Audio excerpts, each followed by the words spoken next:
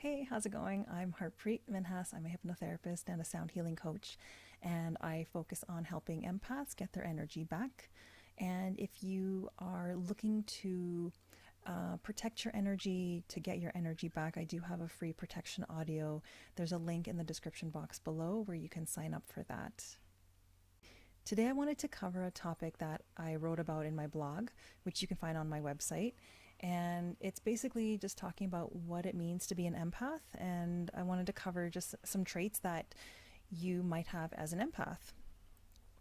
Now, an empath essentially is somebody who absorbs the emotions and thoughts and sometimes physical pain of other people. Um, if you tend to struggle after being in large groups and you are easily overwhelmed, if you have the need, like a consistent need to self isolate to control that overwhelm or bring it down, chances are you could be empathic. An analogy that I like to use to describe an empath is a sponge, really. It's like you're a sponge and you absorb the energies, the emotions, and thoughts, and sometimes physical pain of other people. And in some cases, empaths who are really sensitive tend to be very intuitive as well, tend to pick up information about other people without asking for it or without the other person sharing it, which can create a lot of overwhelm. It can create a lot of fear. It can be terrifying because when you pick up that information, you don't know how to process it and you may not know what's the point and what to do with it, really. So the thing is with an empath is when you go into a room full of people or even just a small group of people, it's like you pick up all of the information and it's amplified through you, like as if you're a vessel. And the concerning part about this is that because you pick up other people's because you pick up information from other people, it can be really difficult to know what is yours and what isn't. And when this is happening, it's not just confusion and overwhelm. It can feel terrifying. It can feel incredibly uncomfortable. And it can just be an unnecessary depletion of energy, which I find isn't productive. And when I say productive, I don't mean that, you have things to, I mean, you might have things to do and you have a to do list that you want to like power through and get done. But I personally believe that I work really hard at maintaining my inner peace. And, my body is my temple and I have the right to feel what I feel, and I have the right to feel good if I want, even if it's for no reason at all. Now, that's not to say that I neglect or bypass or ignore energies from other people, because sometimes it's unavoidable. But I think that this ability that you have is incredibly powerful, and it can be used in a very productive and helpful way for yourself and others. And I think for some empaths, like I didn't even know I was an empath until years ago, but I think when you find out that you are an empath, it's really important to do a lot of basic work around protection and cleansing your energy and doing your own healing work and processing any unresolved emotions and whatnot, so that over time you can learn what's yours and what isn't. And that's a lot of the bulk of my work and what I do. So I'm going to cover 13 traits that make you an empath. And the first one is you're a really great listener. Now, you're probably the type of person who other people go to vent or tell you their life story or their deepest, darkest secrets. I'm not sure how many times I've been on the bus, and I've had strangers come up to me and just tell me all kinds of things, all kinds of things. And it's definitely a trait, because some people who, even if they don't know you, they feel like they can talk to you. You're somebody who gives off that vibe of, you're an empath. You deeply care about people. And when you hear about people's pain and people's suffering and stories, you just, on a emotional, energetic level, you open up and you're empathizing with them. And it can be really hard to protect yourself in that sense, right? So that's one of those things. And it's not that you're just a good listener. you have the ability to actively listen, and because you're intuitive, you can pick up between the lines energetically what other people need. And that's why people gravitate towards you, because if you think about it, most people just want to be heard, they want to be understood, and they want to be accepted for who they are. It's really simple, and it's something that just you, by existing and having this ability, you are able to do that for others. Number two, you are deeply intimate in romantic relationships. You're an intense person. You love to love. You care so much about other people, and it opens you up to other people's worlds, other people's experiences, and you want the same in return. You can't help but feel deeply intimate. And where this becomes an issue is if you come across somebody who's emotionally immature and they can't handle the energy that you're bringing to the table, then you know that that's not the right person for you. And I think the reason dating or finding someone to share your life with, because let's face it, like that's definitely something I think everybody wants. We want to be able to come home to somebody and to have someone, to lay next to, someone that you can trust and feel safe and grow with. I think the part that becomes difficult for empaths when they're dating is it's hard to meet someone who can emotionally handle you. And I'm not saying that I'm not trying to induce any sort of shame or guilt upon you. Like I said, you're a powerful being, and you're probably at a stage where you're not fully embracing that about yourself. And when you do, you'll see, like, I know it's difficult when looking for the right person, but the more I think ideally it's really important to grow your own authentic confidence, your own worth, and your own realization around how strong and beautiful your abilities are and how strong and beautiful you are. And so and that's naturally attractive, right? So I think because if you're meeting a lot of people that can't handle your energy, it's tough realizing that person after person after person, and it's not fun, right? It's uncomfortable, and it's like it feels like a letdown, because how do you control your emotions when you're getting to know somebody?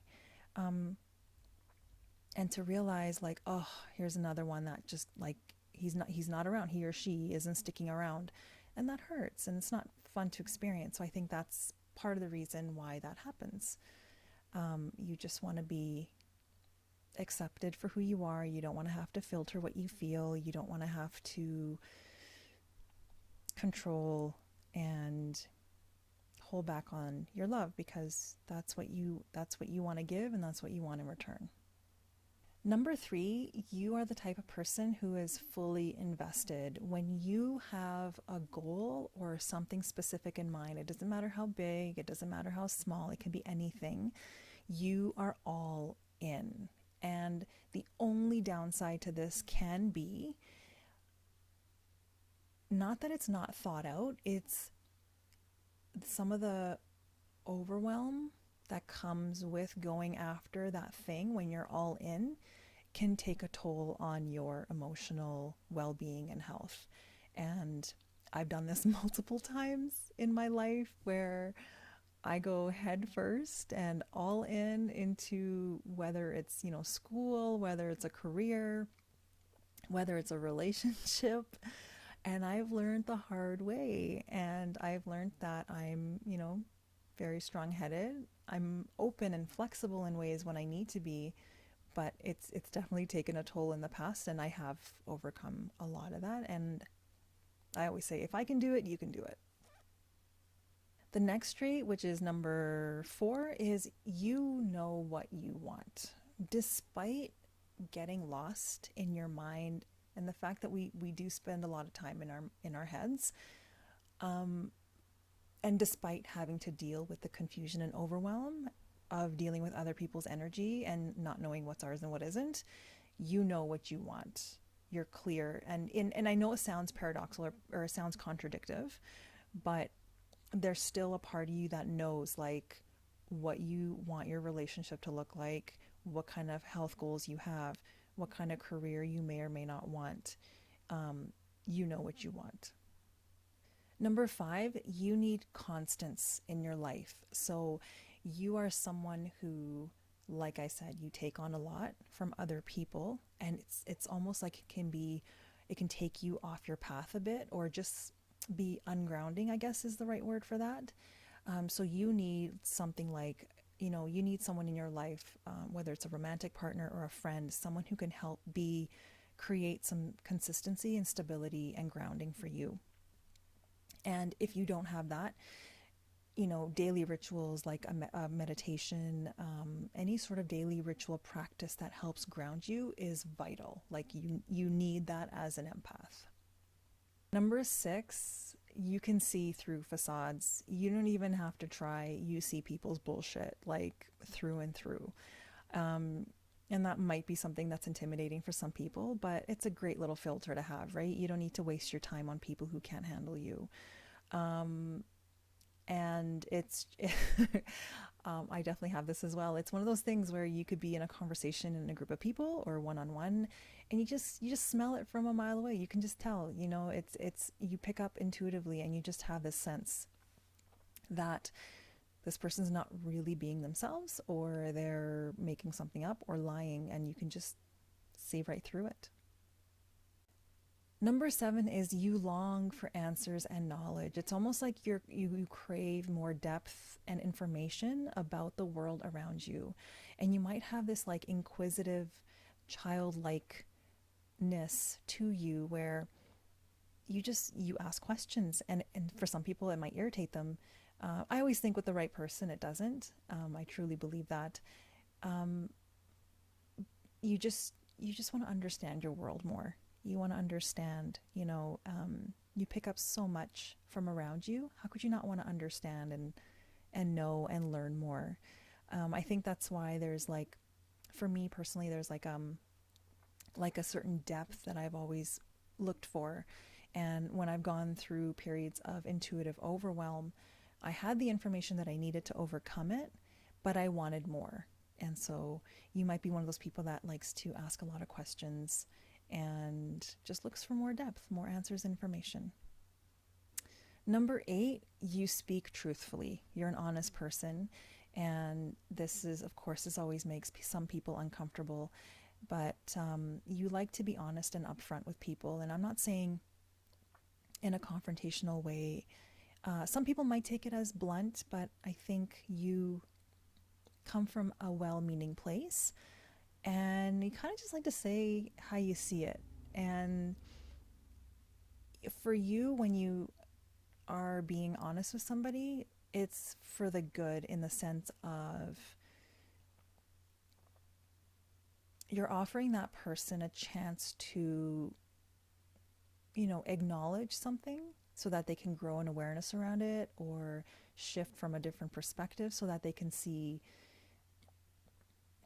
maybe how they're, for example, if someone's being judgmental and it's an unfair judgment and it's something that you think is worth bringing up, like maybe not calling them out on it, but just like, yeah, in a way, just like maybe providing a different perspective on the situation.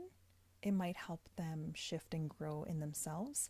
So in the short term, this might make some people uncomfortable, but in the long term, it does them good. Number nine is my favorite. It's your inner guidance is what gives you security. So this is like your intuition, your internal compass, your internal GPS. And this is something that goes with you, obviously, everywhere you go. Anytime you have overwhelm or you lack clarity, you can tune in with it, and it'll give you clarity throughout any decision in your day to day. And it helps you gauge between like who are the right people to be around and who isn't. Number 10, you need deep and meaningful relationships and connections. So this is like, you might be someone who desires being in a tribe full of people who are similar to you, not just who want to help people help themselves get better with their empathic abilities, but a group of people who understand you, where you don't have to explain yourself, And you don't have to necessarily filter yourself or feel any sort of judgment because everybody is similar and on the same page. And you want to be around people who want to do similar things as well. And it kind of just gives you that common ground, and it provides a sense of feeling safe and feeling at home around people who are similar to you. Number 11 is you are intense. Nothing wrong with this. You are like a sponge. Everything that goes through you gets amplified. Emotions, thoughts, physical pain, any intuitive overwhelm, it's intense. It feels intense, and part of the process is that if you're feeling intense, you're going to be intense. And for some people, this is really a difficult thing to be around. And it's something that can be really difficult learning how to be less intense. But again, when you do the work and you're learning how to work with your abilities and your gifts, things can become easier to deal with, in the sense of not having to be so intense and creating this time and space for you if you need to be intense. Number 12 is you need independence. You are an independent person. And part of this is to do with having to self-isolate in order to process and deal with what you've picked up while you've been out and about. And if you have a spouse or a partner, they might feel excluded or not part of your process, but this is a requirement for you. Like, you need to be your own person. You need your own time to process and deal with the things that you have picked up. And as you may understand, empaths are also introverts as well. Number 13, you cannot stand to be boxed in. Nobody can change you. Nobody can save you. You value your freedom to express, your freedom to be who you are. And I'm here to say you have the right to believe what you want to believe, feel what you want to feel. I'm just here to help if things feel overwhelmed and things feel out of control. That's where I step in and I can share my tools, my skill set in how to protect yourself, how to manage your energy, manage your gifts and talents, and so that you can create a life that is based off of your desires and not feel out of control tending to other people's stuff. So that's all I'm going to cover today. I did a video on how empaths can use a very specific tool that I used years ago that helped me clear up a lot of stuff. It's to the point where now I still pick up stuff, but I know exactly what to do with it, and it doesn't take me out for days, and it's very powerful stuff. But I will add a link to that video in the description box below if you're interested. And again, if you would like a free protection audio, you can sign up below. Again, I'll have that in the description box below as well, and you can sign up and get started on getting your energy back. Thank you for watching. If you have any questions, please don't be shy. Reach out. My email is in the description box below. There's a lot of information in the description box below, but that's okay. And you can always feel free to share this video if you think it'll help anybody. And you can always leave comments below. Other than that, thank you for watching, and I will see you soon.